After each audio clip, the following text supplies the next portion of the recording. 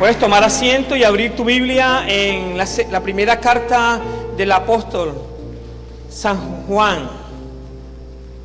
Primera carta, y quiero decirle, para no confundirme o no confundirlos, vamos a estar estudiando en esta carta. Si hay un texto adicional, yo lo voy a citar. Entonces, ubiquémonos allí, por favor.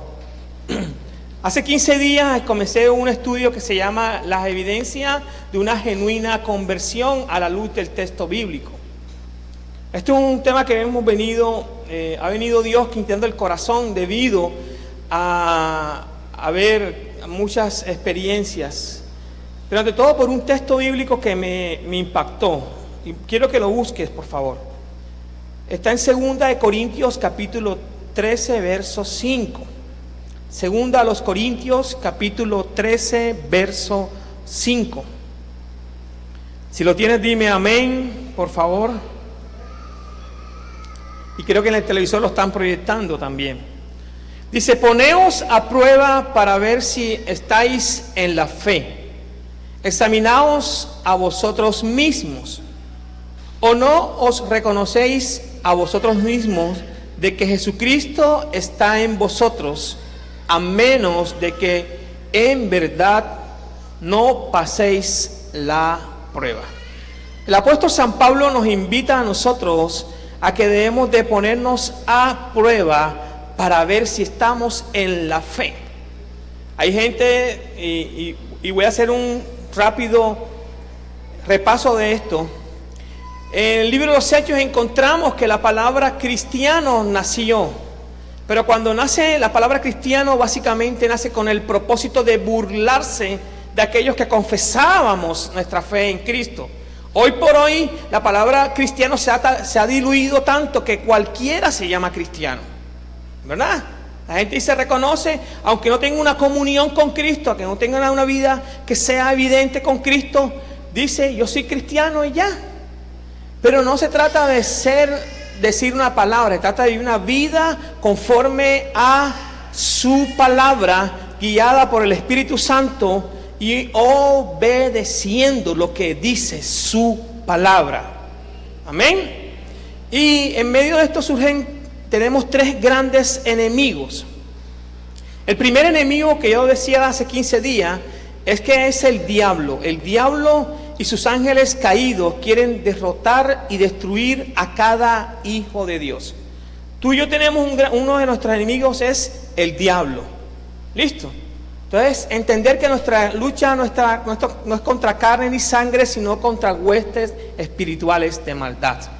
El segundo enemigo que encontramos, o que la Biblia nos muestra, es el mundo. El mundo. Y cuando hablamos de mundo, la palabra mundo tiene dos connotaciones en el griego y en la Biblia. La primera connotación, mundo, que tiene que ver con el globo terráqueo. Y mundo tiene que ver con el sistema en que estamos viviendo. Y el sistema que estamos viviendo hoy por hoy cada vez más se aleja de Dios. Es un sistema que no quiere ver nada con Dios. De hecho, estamos viviendo, algunos estudiosos creen que en Latinoamérica estamos en el posmodernismo, otros creen que estamos en el modernismo. Pero una de las evidencias del posmodernismo es que nosotros no tenemos en cuenta a Dios. Simplemente vivimos nuestra vida como queremos y de acuerdo a los pensamientos que queremos, y no nos importa Dios. Entonces encontramos que el segundo punto es que el sistema nos lleva a apartarnos de Dios cada vez más. Y el tercer enemigo que encontramos, ¿verdad?, somos nosotros mismos, ¿verdad? A veces nosotros se nos olvida que nosotros somos naturaleza caída, pecaminosa, y queremos hacer lo que más nos interesa a nosotros. No pensamos en el otro ni pensamos en Dios. A veces leemos el devocional, cuando tienes un hábito de tener una vida con Dios y lees y Dios te dice una palabra y tú no obedeces la palabra, sino haces lo que tú crees. Ahí estamos demostrando insufactamente que el que dirige tu vida eres tú y no Cristo. Ahora, ¿por qué el título este? ¿Por qué el título? Las evidencias de una genuina conversión a la luz del texto bíblico, porque el texto bíblico, que estamos estudiando, que vamos a estudiar en Primera de Juan, nos muestra algunas características. Esa vez pasada leímos 2 características y hoy vamos a desarrollar, si Dios lo permite y el tiempo nos ayuda, 3 más. Pero en verdad lo que el texto me ha mostrado unas 15 a 20 características que he encontrado en este texto bíblico de lo que es un verdadero convertido. No estoy diciendo un cristiano, escúchenlo bien. Un convertido genuino en el Señor. No lo dice el pastor, lo dice su palabra. Lo dice la palabra de Dios. Y es lo que más me impacta. Que a veces uno dice, no, eso no creo que exista, pero ahí está la palabra de Dios hablándonos, porque es necesario que nosotros seamos una lumbrera en medio de la sociedad que estamos viviendo. El primer punto que desarrollaba hace 15 días tenía que ver que el verdadero cristiano ama la luz. Vaya por favor conmigo para repasar Primera de Juan, capítulo 1, versos 5 al 7.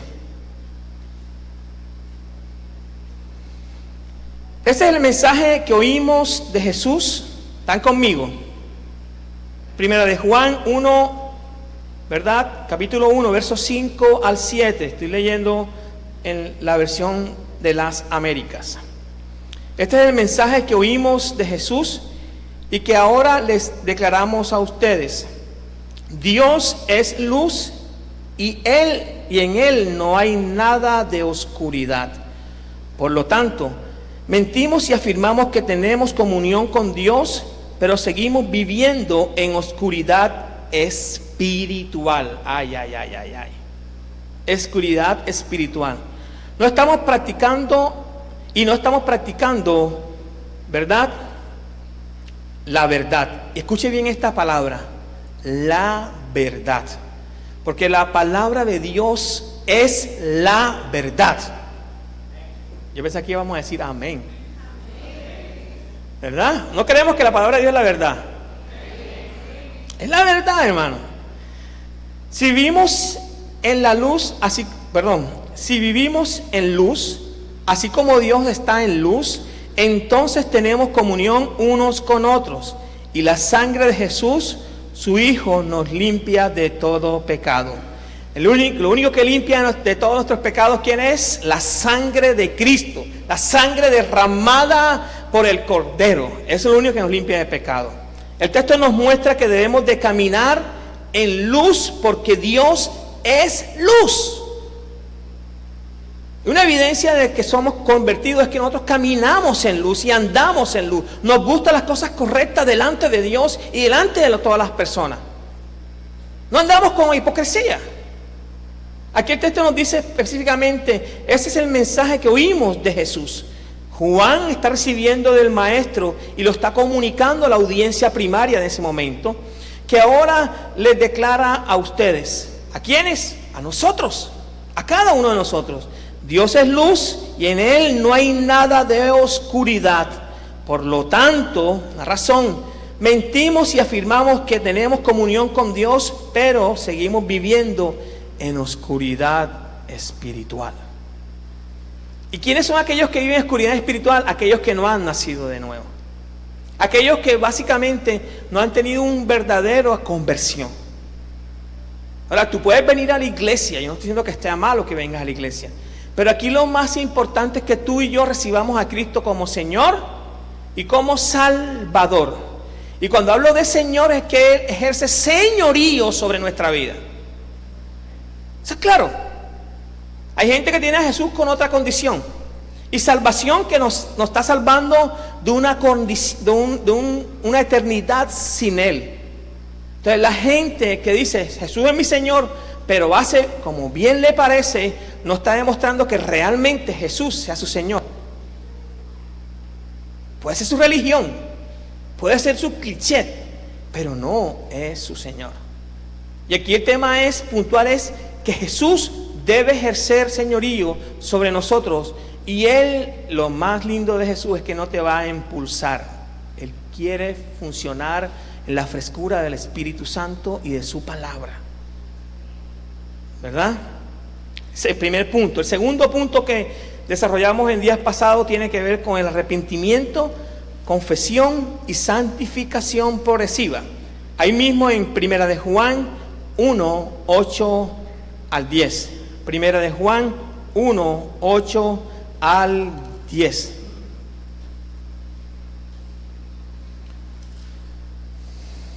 Dice: si afirmamos que no tenemos pecado, lo único que hacemos es engañarnos a nosotros mismos y no vivimos otra vez en verdad. Ahora, en un mundo postmoderno en que estamos, el mundo moderno en que estamos, una de las cosas que se ha diluido es que cada uno tiene su verdad y no hay verdades absolutas. Pero la palabra de Dios es una verdad absoluta. Y Jesús es absoluto también. Perdónenme, lo que dijo Jesús es así. Aunque la sociedad postmoderna diga que es relativo, nosotros tenemos claridad que es una verdad lo dicho por nuestro Señor y nuestro Maestro.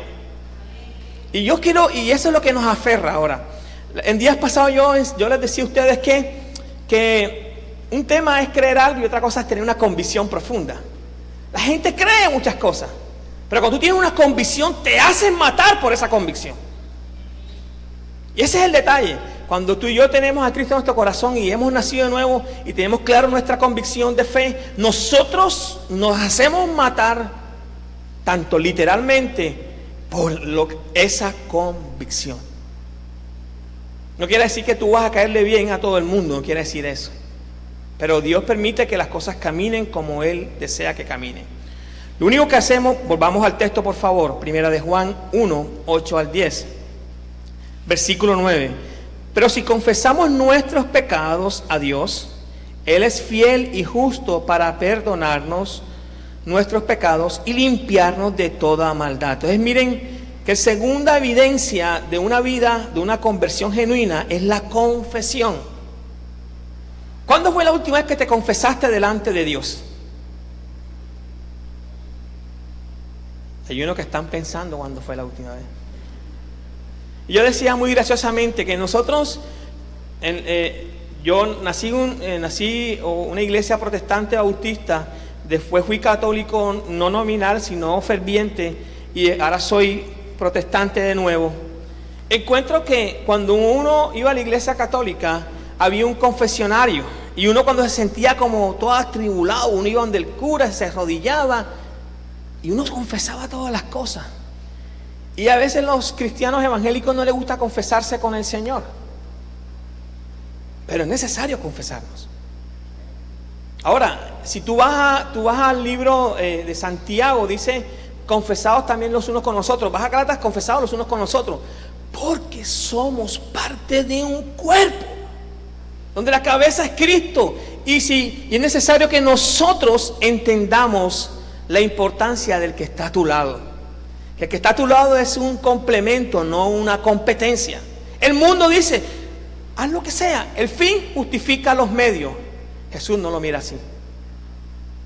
No lo mira así.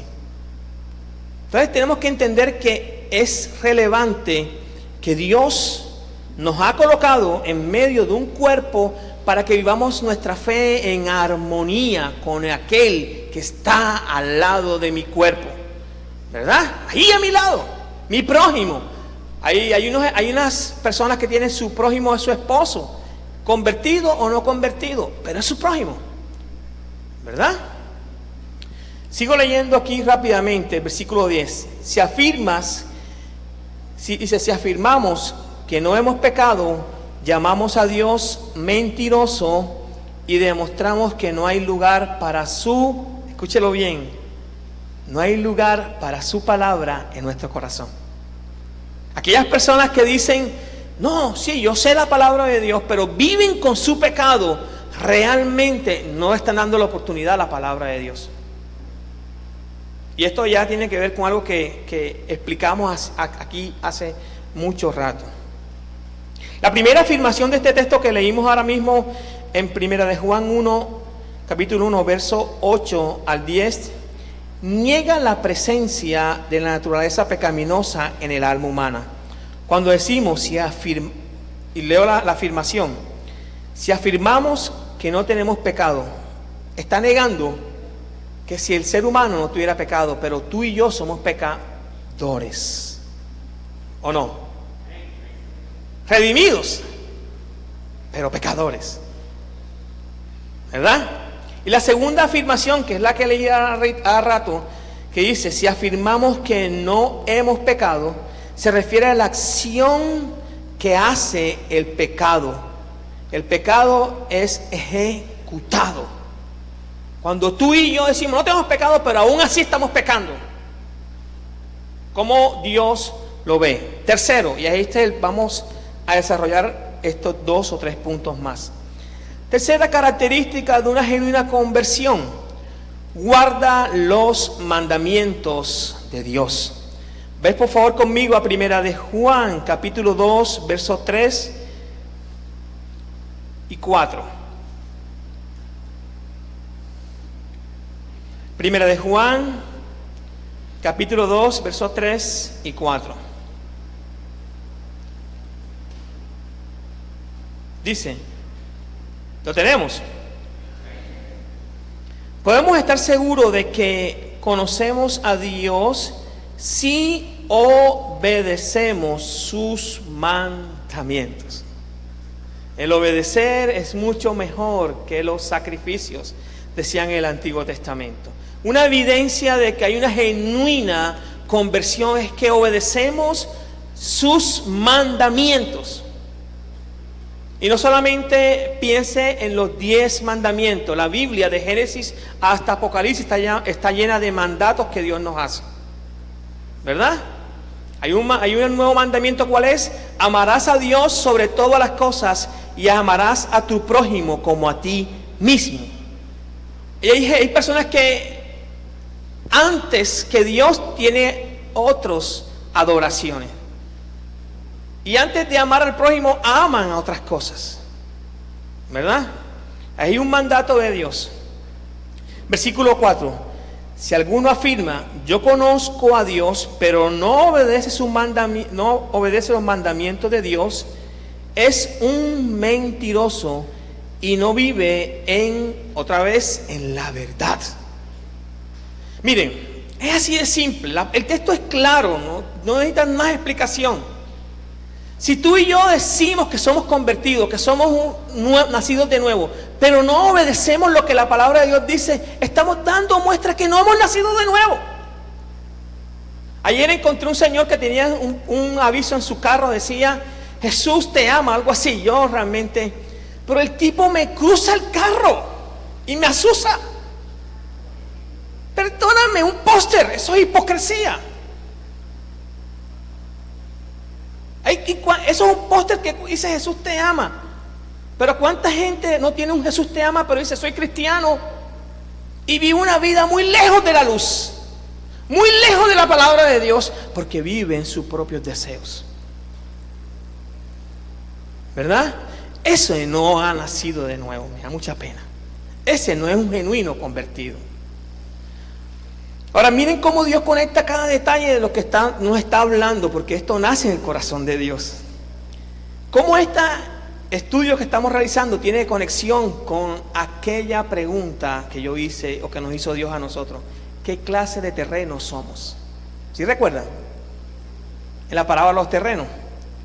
¿Qué clase de terreno somos?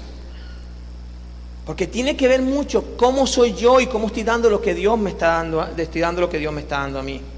Ahora, usted y yo podemos leer rápidamente, meta su dedo allí en la primera epístola universal del apóstol San Juan y acompáñeme al Evangelio según San Juan, capítulo 15, verso 1 al 8, por favor. Evangelio según San Juan, el apóstol San Juan, capítulo 15, verso del 1 al 8. La palabra permanecer en este relato bíblico del versículo 1 hasta el versículo 10, ¿verdad? Aparece 8 veces. Esto nos hace entender que esto demarca una importancia. El escritor del Evangelio está haciendo énfasis en la importancia de permanecer en Dios o permanecer en Cristo. Voy a leer el versículo 1. Yo soy la vid verdadera y mi Padre es el labrador. Todo pámpano que en mí, o sea, ¿en quién? En Cristo, no lleve fruto, lo quitará. Y todo aquel que lleve fruto, lo limpiará para que lleve más fruto. Ya vosotros estáis limpios por la palabra que os he hablado. Versículo 4, comienza el primer permanecer. Permaneced en mí y yo en vosotros. Como el pámpano no puede llevar fruto por sí mismo, si no permanece en la vid, así tampoco vosotros, si no permanecéis en mí. Entonces, ¿quién es el árbol, las ramas y nosotros los que estamos añadidos ahí? Si nosotros no permanecemos al árbol, a la rama, a la vid verdadera, y dice la vid verdadera, esto quiere decir que puede existir otra clase de vid. Está implícito allí, ¿cierto? Puede existir otra clase de vid, ¿verdad? Entonces encontramos que no podemos dar frutos. Y eso es lo más importante, poder dar frutos para la gloria y honra de Dios, no para la gloria de los gusanos, ¿verdad? Sencillamente tenemos que entender que es relevante permanecer. Cuando nosotros permanecemos en el Señor, entonces guardamos sus mandamientos. Hay gente que de repente usted lo conoce consagrado al Señor, un hombre de Dios, una mujer de Dios, un niño de Dios, pero deja la comunión con el Señor, deja de leer la Biblia, deja de orar, deja de participar lo que Dios está colocando en su corazón. ¿Y qué acontece con él? Sale, demuestra el mal carácter, sale la vulgaridad, sale la pudredumbre que uno tiene adentro. Sencillo. La invitación que hace el apóstol San Juan a través de este texto bíblico, y que algún día estudiaremos más detenidamente, es a permanecer. Y el permanecer en Dios se muestra con frutos también. No quiere decir, yo permanezco en Dios, pero no tengo fruto. Eso es una mentira. Y el primer fruto que podemos encontrar es el fruto digno de arrepentimiento. Amén. Siguiente característica o evidencia de una genuina conversión. Vaya por favor conmigo de nuevo a la carta o a la epístola. Está en el capítulo 2, el verso 6. Y tiene que ver con que aquellos que permanecemos o que estamos en Cristo, que son genuinamente convertidos, imitaremos a Cristo. Imitaremos a Cristo. Dice el versículo 6, primera de Juan, capítulo 2, verso 6. Los que dicen que viven en Dios deben vivir como Jesús vivió. Los que dicen que viven en Dios deben vivir como Jesús vivió. En la Reina Valera dice, el que dice que permanece en Él, debe de andar como Él, ¿qué? Anduvo. Y el verbo está en ¿qué? ¿En qué? Andado, como Él anduvo. Qué hermoso es la palabra de Dios. O sea, nos invita a nosotros a andar como Jesús anduvo en todas las áreas. No en algunas partes, sino en todo. ¿Verdad? Dice, el que dice que permanece en Él, el que dice que permanece en Cristo, debe andar como Él anduvo, hermano. Esa es la realidad. Y una evidencia que tiene que está ahí tomada de guardar los mandamientos es que nos conlleva que imitamos o vivimos como Cristo anduvo. Quiero hablar dos textos más paralelamente allí. Coloque su dedo de nuevo en primera de Juan y vaya conmigo por favor a Mateo 10:25. A Mateo 10:25, por favor.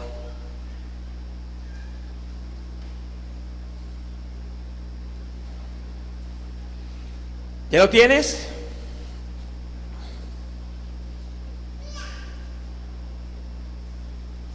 Y una de las características que a mí me gusta de Jesús es ver cómo nos enseña humildad, ¿verdad? Y hay veces que uno encuentra gente cristiana que es bien arrogante, bien altiva. Entonces yo digo, bueno, ¿y dónde está Cristo aquí? El tener a Cristo nos lleva a ser humildes desde nuestro ser interior y lo expresamos como nos relacionamos con los demás. Amén. Ya tienen Mateo 10:25. Los alumnos deben parecerse a sus maestros. Ay, ay, ay, ay, ay, ay, ay. Como dice acá, le basta al discípulo llegar a ser como su maestro y al siervo como su señor. O sea, debe haber un parecido claro y tajante entre Cristo, o yo que soy un alumno, un discípulo de Cristo, y yo. Sencillamente, mis hijos o nuestros hijos se deben parecer a nosotros. Ayer nos decía alguien que los niños se parecían más a mí que a la pastora, y yo le dije que eso no sucede así, porque imagínense, yo bien feo, ¿verdad? Pero se parecen más a mi esposa, gracias a Dios, porque es mucho más bonita. Entonces, entender, gracias hermana Mabel, entender que básicamente que nosotros debemos de parecernos a nuestro maestro. ¿A quién te pareces tú? A ver, ¿te pareces a ti, a tu papá o a Jesús? Buena pregunta, ¿no? Buena pregunta para responder. Pues sigo leyendo Mateo 10:25. Si a mí, el amo de la casa, me han llamado príncipe de los demonios, a los miembros de mi casa los llamarán con nombres todavía peores. Le decían a Cristo. Mira lo que le decían a Cristo. Tú tienes todo el versículo, sí, ahí, 25. Si al dueño de la casa lo han llamado Beelzebú, ¿cuánto más a los de su casa? Entonces, la importancia de parecernos a Cristo. Y llegamos al último punto que voy a desarrollar en esta mañana, que es la quinta característica que evidencia. Vuelva por favor conmigo a Primera de Juan, capítulo 2, verso 9 al 11. Y esto me encanta. Me encanta porque tiene que ver con algo que para mí suena que es muy importante en la palabra de Dios. Lo tenemos. Dice: el que dice que está en la luz y aborrece a su hermano, está aún en tinieblas. El que ama a su hermano permanece en la luz y no hay causa de tropiezo en él. Versículo 11. Pero el que aborrece a su hermano está en tinieblas y anda en tinieblas y no sabe a dónde va, porque las tinieblas han cegado sus ojos. Y quiero apelar aquí a un texto que usted y yo sabemos, nos conocemos de memoria, el gran mandamiento: amarás a Dios sobre todas las cosas. Hay personas que aman a Dios sobre todas las cosas y uno encuentra un ferviente amor por Dios, pero tienen malas relaciones con la gente. Entonces la pregunta es, ¿cómo así? Si tú y yo amamos a Dios primeramente y permanecemos en Él, una evidencia genuina de una conversión es una buena relación con los demás. No quiere decir con esto que tú y yo debemos de ser payasos para caerle bien a la gente, no. Que tú puedas relacionarte. Las relaciones son importantes para Dios. Lo leí ahora mismo, que Jesús crecía, ¿qué? En sabiduría, en entendimiento y en relación con Dios espiritualmente y en relación con los demás. Si no fueran importantes para Dios las relaciones, no hubiera formado un cuerpo, si no hubiera formado monasterios. Cada uno se sube a un monasterio y ya. Pero no, nos deja dentro del cuerpo para que nos relacionemos, porque es importante las relaciones. Y es una evidencia de una buena relación con Dios, es como yo me relaciono con los demás. Y me relaciono con los demás desde la humildad de Cristo en mi vida. Amén. Miren algo ahí que nos dice el texto. Ahora, la invitación que hace el texto dice que no aborrezcas a tu hermano. Las personas que dicen estar en la luz y en la verdad, no debemos aborrecer a nuestros hermanos en la fe. Ahora, está hablándole esta carta no es para aquel que no conoce de Cristo. Esta carta para todos aquellos que hemos profesado nuestra fe en Cristo. Que hemos dicho, Jesús, tú eres mi Salvador y mi Señor. Listo. Esto es una evidencia de que yo soy un nuevo convertido. Es cuando yo veo a mi hermano y yo lo amo. Ahora, yo sé que nosotros decimos muy popularmente, te amo, hermano, en el amor de Cristo. Chévere. Pero el amor de Cristo fue sacrificial.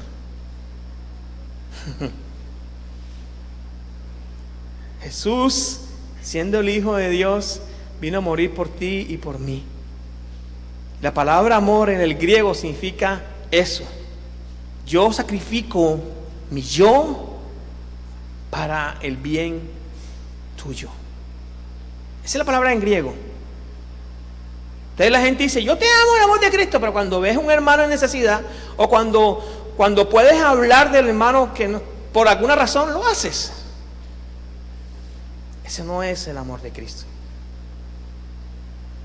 El amor de Cristo es que tú vengas y te acerques a esa persona y le digas, yo te amo, yo te cuido, porque tú eres mi hermano en la fe, porque tú eres mi complemento, no mi competencia. Todos somos complementos. Cada uno tiene un lugar especial. Y ahí voy a parar por causa del tiempo. Amén. Vamos a orar. Y quiero que te levantes pensando en la manera que Dios te ha hablado de estos 5 puntos que llevamos hasta ahora, de todos los que vamos a desarrollar. Y lo repito para que tengas en cuenta. El verdadero cristiano ama la luz. Segundo, el verdadero cristiano confiesa, se arrepiente y vive una vida de santificación progresiva. Tercero, el verdadero cristiano, el verdadero convertido, guarda y obedece los mandamientos de Dios. Cuarto, el verdadero convertido retiene la enseñanza e imita a Cristo. Quinto, es importante la comunión con los demás hermanos. El verdadero convertido le interesa la relación con los demás hermanos. ¿Cuántos tenemos hermanos en la sangre? A ver. ¿Cuántos de nosotros tenemos buenas o malas relaciones con ellos? ¿Verdad? Cuando tú tienes malas o buenas relaciones con tus hermanos, ¿qué procuras tú hacer? Si tienes mala relación, ¿qué procuras hacer con él? ¿Ah? Arreglarla, ¿cierto? Buscarlo, sentarte con él, conversar con él y dice, bueno, ¿qué está pasando? Conversemos, venga. Lo mismo, si tú tienes, y te invito a que te coloques de pie, hermano, para que descanse en la silla un momentico. Si tú tienes un hermano del cual tú tienes diferencia, tú tienes que sentarte con él. De hecho, mire que es tan importante para Dios tener buenas relaciones, que dice que si vas a tomar la cena o si vas a llevar tu ofrenda y tienes algo con tu hermano, dice, antes de llevar la ofrenda, ves y habla con tu hermano. Yo creo que estos son tiempos especiales donde las personas, bueno, dedicamos tiempo a la familia, a estar juntos y eso. Algunos lo hacemos con mucho amor y mucha entrega genuina, otros no, podría ser. Pero que sea tiempo también para restaurar las relaciones que hay en la familia. Si hay una diferencia con papá o con mamá, con el hermano, si no hay ningún puente realmente de comunicación, construir puentes desde acá que estamos aprendiendo hacia ellos. No construyamos murallas, construyamos puentes de comunicación y relación. Es un tiempo especial. Viene un nuevo año, nuevas perspectivas. Permitamos que Dios nos guíe en medio de ello. Órale a Dios ahí donde está, por favor, mi hermano. Órale, por favor. Y mira con qué relaciones hay rotas en tu vida que deben ser restauradas. Ahora, te quiero rogar en el nombre de Jesús,